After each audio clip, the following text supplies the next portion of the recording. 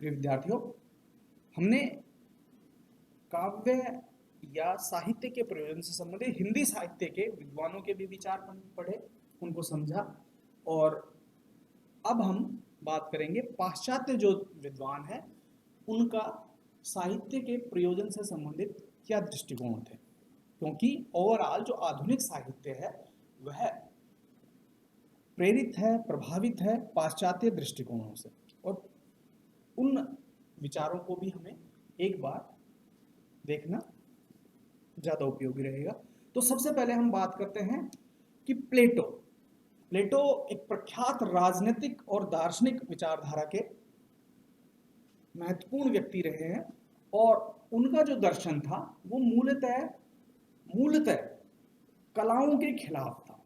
ये एक नकारात्मकता हम खोज सकते हैं उनमें कि उनके नजरिए से साहित्य और कलाओं का मूल्य तब तक ही है जब तक कि वह एक राष्ट्रवादी इंसान बनने के लिए प्रेरित करे, या जब तक वे कलाएं या जो साहित्य है वह राज्य के हित में है, राज्य के का लोक मंगल कर रहा है, राज्य का मंगल कर रहा है, तब तक ही वो कला है, अन्यथा उसको निष्कासित कर देना चाहिए। ये है प्लेटो के विचार। क्योंकि प्लेटो जो थे वो घोर राष्ट्रवादी थे, और वो ये कहते थे कि कलाएं केवल अनुकृति है, क्योंकि ये जो चीजें हैं जो हमें चराचर जगत में दिख रही हैं वो ईश्वर द्वारा प्रदत्त है, और कलाकार केवल उस कलाकृति की, ईश्वर द्वारा बनाई गई कलाकृति की नकल करता है। अतः नकल जो है वो कलाओं की श्रेणी में नहीं आती और गैर उपयोगी है। अतः सभी कलाकारों को राज्य से बाहर निकाल देना चाहिए। ये विचार थे प्लेटो के।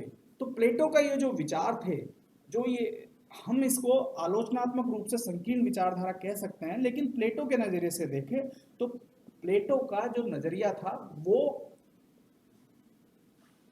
थोड़ा सा वस्तुपरक था, और वो कलाओं को या साहित्य को उसी सीमा तक स्वीकार करते थे जब तक कि वह एक राष्ट्रवादी इंसान या राज्य के हित का इंसान बनाने के लिए प्रेरित करे। ये प्लेटो के विचार थे। इसके बाद आते हैं इनके शिष्य अरस्तु। अरस्तु का जो दृष्टिकोण था वो प्लेटो से थोड़ा सा खुला हुआ था। वो सामंजस्यवादी थे, और उनकी नजरों में जो कलाएं हैं या साहित्य है उसके दो परिप्रेक्ष्य हैं कि साहित्य का जो प्रयोजन है वह शिक्षा और आनंद, अर्थात साहित्य की सृष्टि जो होती है, साहित्य की जो सर्जना होती है, उसके पीछे दो उद्देश्य निहित होते हैं कि वह एक तो आनंद प्रदान करने में सक्षम है, तथा दूसरा आनंद प्रदान करने के अलावा वह शिक्षा भी प्रदान कर रहा है। ये अरस्तु के विचार थे। अरस्तु के बाद विभिन्न श्रेणियों में स्वच्छंदतावादी साहित्यकार आते हैं, जिन्होंने मुक्त भाव से अपने हृदय की जो अभिव्यक्ति है उसको खोलकर हमारे सामने रखा, और इसमें वर्ड्सवर्थ, कॉलरिज, शैले, इस तरह के कवि लोग आते हैं, और उनकी नजरिए से उनका जो नजरिया था वह आदर्शवादी के बजाय थोड़ा सा यथार्थवाद की तरफ था, और यथार्थ जीवन को वो खुली और मुक्त आंखों से देखते थे, और उनकी नजरियों से आनंद ही वह तत्व है जो साहित्य की प्रेरणा बनता है, साहित्य का प्रयोजन बनता है। शैले, और अगर हम कॉलरिज वगैरह की बात करें, वर्ड्सवर्थ की बात करें, तो ये लोग अपने काव्य में, अपने साहित्य में केवल आनंद अनुभूति को महत्वपूर्ण मानते थे। इसके बाद आते हैं लोक मंगलवादी विचारक, जैसे लियो टॉल्स्टॉय वगैरह। ये जो विचारक थे, इन्होंने, जैसे रामचंद्र शुक्ल हमारे यहाँ लोक मंगल को महत्वपूर्ण मानते थे, वैसे ही ये लोग पाश्चात्य साहित्य में लोक मंगल को ढूंढते थे। अर्थात इनके नजरिए से वह साहित्य श्रेष्ठ है जो परोपकार करने में सक्षम हो, सामाजिक रूप से अपनी प्रतिबद्धता समाज के हित से, बेहतर समाज के हित से जुड़ा हुआ हो, उसके विचार समाज को प्रभावित कर सके, सकारात्मकता की ओर ले जा सके, तो ऐसे साहित्य का अनुशीलन करना ये श्रेष्ठ समझते थे। इसके बाद कलावादी विचारक आते हैं। जो कलावादी विचारक थे उनका एक ही नजरिया था कि काव्य काव्य के लिए, कला कला के लिए, अर्थात उसका और कोई परिप्रेक्ष्य नहीं होता।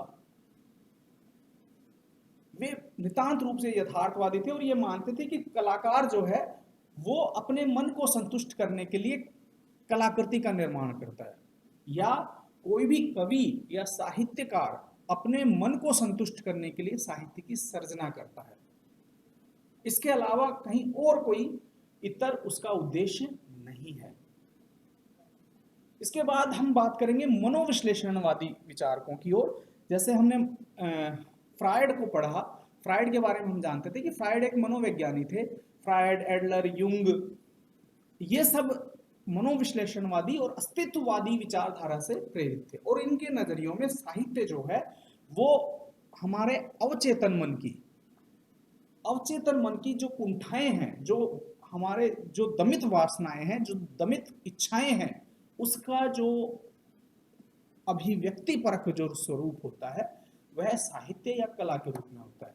फ्रायड ये मानता था कि संसार में किसी भी, चाहे कलाकृति का निर्माण हो, चाहे वो साहित्य का निर्माण हो, वह उस कलाकार की या उस साहित्यकार की जो दमित इच्छाएं हैं, दमित वासनाएं हैं, या जो दमित कुंठाएं हैं, जो उसके अवचेतन मन में वर्षों से छुपी हुई थी, उन इच्छाओं का एक साकार रूप, एक सृजनात्मक रूप इस साहित्य में या उस काव्य में या उस कलाकृति में देखने को मिलता है।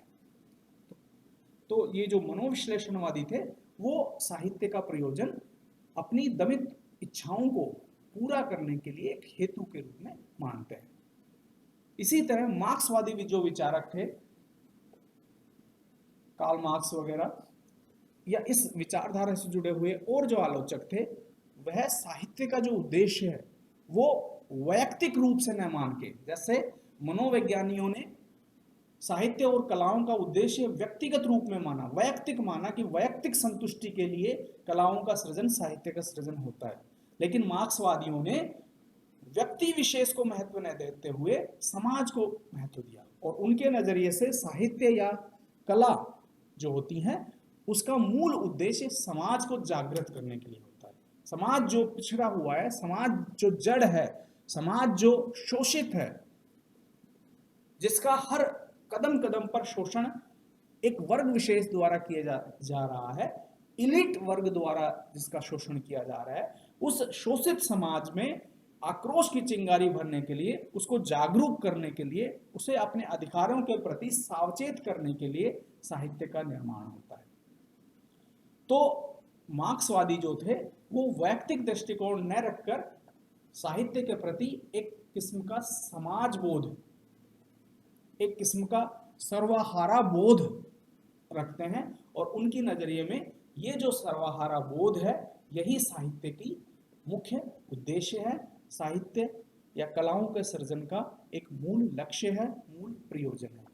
तो ये सारे जो विचार थे वह साहित्य का प्रयोजन सिद्ध करने के लिए हमने प्रस्तुत की है। अब हम इस निष्कर्ष पर पहुंचे हैं कि भले ही चाहे हमने संस्कृत विद्वानों का विचारों का अनुशीलन किया हो, चाहे हमने हिंदी के विद्वानों के विचारों का मर्म समझा हो, या फिर हमने पाश्चात्य विद्वानों के आलोचकों के दृष्टिकोणों का अध्ययन किया हो, एक बात निष्कर्ष रूप से निकल कर आती है कि साहित्य जो है वह प्रयोजन की सीमाओं से बंधा हुआ नहीं।